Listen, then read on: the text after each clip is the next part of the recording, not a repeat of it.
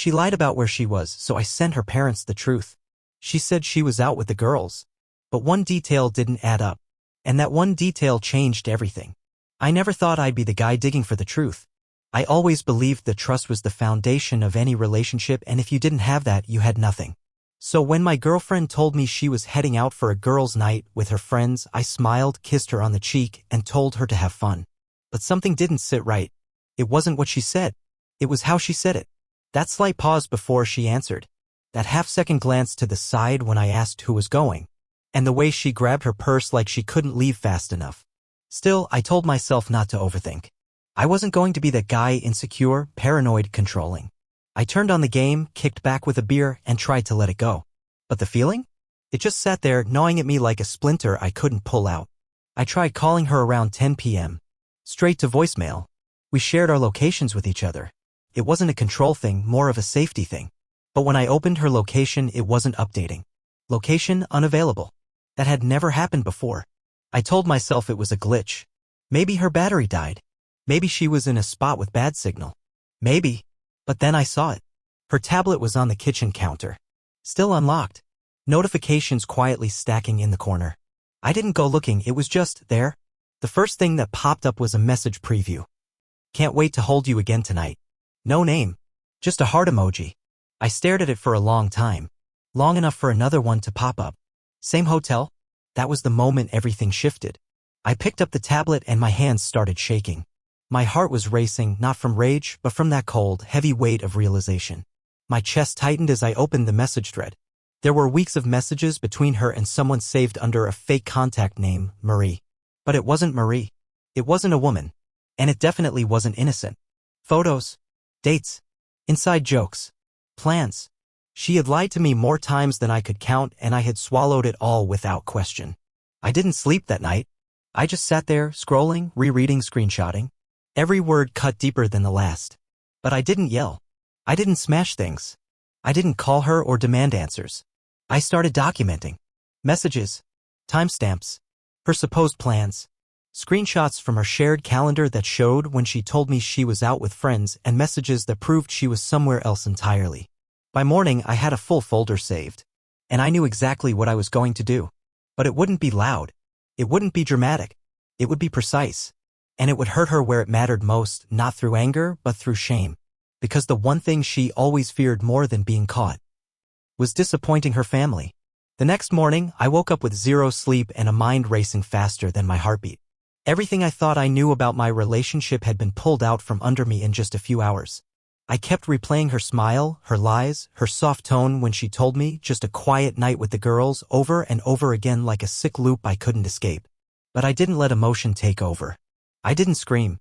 I didn't confront her when she walked through the door just after 9 a.m., still wearing the same clothes from the night before and reeking of guilt masked with perfume. She looked surprised to see me awake. I was sitting at the kitchen table, coffee untouched, phone in hand. She kissed me on the cheek and said, "Didn't think you'd be up so early." I nodded, smiled, even asked her how the night went. She gave me a long-winded story about spa treatments, wine, and some rom-com they supposedly watched. I pretended to listen. I even laughed in the right places. The entire time I had to remind myself not to let anything slip. I had already made the decision this wasn't going to end in shouting. I wasn't going to give her the chance to cry or twist the narrative. I wasn't even going to let her know I knew. Not yet. That day, I went about everything as usual. Made breakfast, went to work, even messaged her a couple times to keep up the act. But when I got home, I sat down with my laptop and opened the folder I had created the night before. I started putting everything into a clean, logical sequence. Dates, times, messages, photos. I made it easy to follow. Undeniable. I even wrote a short explanation at the top of the document. This is what your daughter has been doing while telling me she was spending time with her friends. I stared at that line for a long time before saving the file.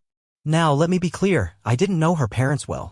We'd met a few times, formal dinners and holidays, the usual smiles and polite conversation.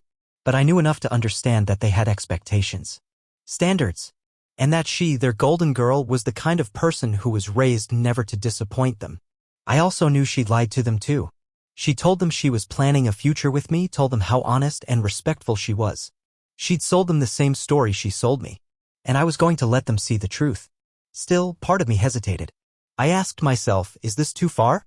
But then I thought about all the nights she claimed to be working late, the times she was too tired to talk, the canceled plans, the broken promises, all while she was laughing in someone else's arms. No, this wasn't too far. This was justice. Quiet, surgical, and long overdue. That night, I found her parents' email addresses in an old group message from a holiday dinner. I drafted the message carefully. I didn't rant. I didn't insult their daughter. I kept it cold and factual. I'm reaching out because I think you deserve to know the truth. I've attached a file that explains everything. I'm not doing this out of revenge, but because I believe you've been misled, just as I was. I'll let the evidence speak for itself. No threats. No drama. Just the weight of facts. I stared at the send button for a solid 5 minutes. My hands were sweating. My heart was pounding. But my mind was clear. This wasn't about getting her back. It wasn't even about revenge anymore. It was about making her accountable to the people she'd never expect to be exposed to this part of her life. The people she lied to with the same smile she gave me. I clicked send and just stared at the screen. It was done. What happened next wasn't immediate. For hours, nothing. I started to wonder if maybe they wouldn't even open it. Maybe they'd think it was spam or ignore it completely. But then, late that night, I noticed she was pacing around the apartment. Her phone kept lighting up. She wasn't smiling anymore. She wasn't texting like usual. She was pale, quiet, distant. Then she looked at me and asked, "Did you talk to my parents?" I looked up from my book and shrugged. "No." "Why?" She shook her head, tried to smile, but it didn't reach her eyes. "Nothing. Just, my mom sent a weird message."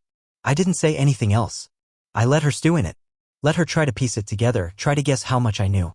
And in that silence, I could already see the walls closing in on her. What I had sent wasn't just a message, it was a mirror. One she couldn't look away from. And I wasn't done yet. The next morning, she was up earlier than usual, sitting at the kitchen table with her phone in one hand and a cup of coffee in the other. But the coffee remained untouched, her eyes locked on the screen as if trying to will it to say something different. I watched from the hallway unnoticed. She was scrolling through messages, rereading whatever her parents had sent her. Her thumb hovered nervously as if she was too afraid to type anything back. I walked in casually, yawning, pretending like it was just another normal day. "You okay?" I asked. She forced a smile, that kind of tight, plastic expression that doesn't reach the eyes. "Yeah, just tired." I nodded, not pushing. That silence between us was starting to grow teeth. It wasn't heavy or loud, it was sharp, creeping into the edges of every word, every glance. I could feel her watching me, wondering if I knew. Wondering if I had done something. But she wasn't sure enough to ask directly. And I wasn't giving her anything. The best part of this whole thing wasn't just watching the panic build, it was watching her realize she wasn't in control anymore. That the story she had built, all those carefully crafted lies, were slipping through her fingers. Later that day, she disappeared into the bedroom to take a call. I followed a minute later and stood just outside the door. Her voice was hushed, urgent. "I don't know how he found out." "No, they didn't say who sent it. They just sent me the file and said we'd talk later." "I'm freaking out, okay?" Pause. "No, I haven't told him. I don't know if he knows. He's acting normal. Too normal." Another pause. "I swear if you said anything," her voice cut off. Silence. Then the door opened and she jumped. I stood there with a neutral expression. "Hey," I said calmly, "everything okay?" She blinked fast, stammered something about work calling. I nodded and walked away. But the damage was already done. I had heard enough. She knew. And now she was trying to figure out how to fix it without admitting guilt. She still thought she could spin it, bury it, maybe even make it all disappear if she played her cards right. But I wasn't going to let her. Because she wasn't the only one who could be calculated. That night, I uploaded everything I had into a cloud drive and made sure the link was protected. I sent it to myself with a timestamped note and created a second backup on an external drive. This wasn't just petty revenge, it was documentation. In case she tried to flip the script, in case she tried to paint herself as the victim, I had proof. Everything from the messages to the photos to her own words was archived and ready. I wasn't planning to share it publicly. I wasn't that kind of person. But I wanted her to know it existed. That I held the truth and I wasn't afraid to use it if she tried to lie one more time. That weekend, we had dinner plans with mutual friends, plans made weeks ago before all of this started. I considered canceling, but then realized it was the perfect opportunity. If she wanted to keep playing games, I'd let her. In public. Surrounded by people she respected. People who didn't know who she really was. Yet, at dinner, she was quiet. Not like her usual bubbly self. She kept glancing at me, searching my face for a sign, any sign. But I was calm. I cracked jokes. I passed the wine. I laughed at stories. Meanwhile, she sat there like a ghost, only half present, caught in her own storm of doubt and fear. Afterward, when we got home, she finally snapped. Okay, just tell me. Did you send them something? Her voice was trembling. My parents. They're acting weird. Did you say something to them? I looked her in the eye and took a deep breath. You really want me to answer that? Her lips parted, but no words came out. I continued, because if I do, everything's going to change. Completely. She stepped back, shaken. I just want to understand what's going on. I shook my head slowly. No, you don't want the truth. You want a version of it that makes you feel less guilty. Silence. A long, heavy pause. Then she whispered, so you did. I didn't say yes. I didn't need to. The look in her eyes said she already knew. She didn't cry. She didn't scream. She didn't apologize. Not then. She just stood there frozen. And in that moment I saw something unravel inside her. The mask dropped, and what was underneath wasn't guilt, it was fear. Fear of consequences. Fear of exposure. Fear that the double life she'd been living had finally caught up to her. And it had. Every lie has a shelf life. Hers just expired. But I wasn't finished yet. Because the next step in my plan would make sure she couldn't pretend her way out of this, not with me and definitely not with the people who thought they knew her best. The following days were a strange kind of quiet. She didn't bring it up again, and I didn't press. But the air between us had changed. She moved around the apartment like a shadow, always glancing over her shoulder, always checking her phone like she was waiting for another bomb to drop. I could see the weight of it all pressing down on her, but she still hadn't confessed. She was hoping desperately that somehow the storm would pass, that her parents wouldn't confront her again, that I would let it go, that everything could just fade. But it wouldn't. And I made sure of that. I wasn't interested in arguing or revenge fantasies anymore. What I wanted now was truth. Full, raw truth spoken by her, not discovered by me. I wanted her to say it out loud, to face it. Because as long as she stayed quiet, she still thought she had some control. That she could rebuild the lies. So I started peeling away her safe spaces bit by bit. First, I stopped initiating any kind of intimacy. No kisses. No casual touches. No good morning texts when I left for work. She noticed right away, asked once if everything was okay. I gave her a generic answer, something about being stressed at work. She knew it wasn't true, but she didn't push.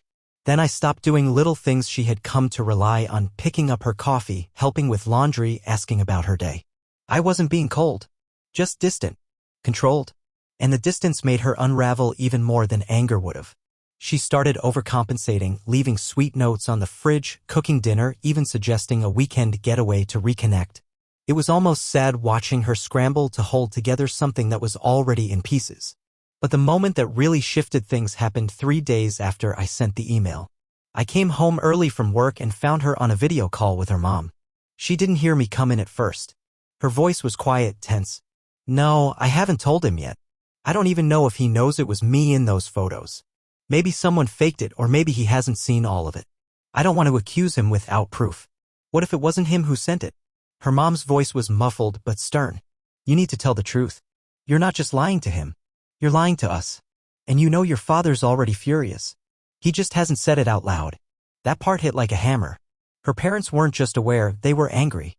And not at me. I stepped into the room then, calm as ever. She jumped, fumbled to end the call, muttering something about talking later. I didn't say anything. Just looked at her. Long enough for her to squirm under the weight of silence. Then I said one sentence, how long do you think this can last?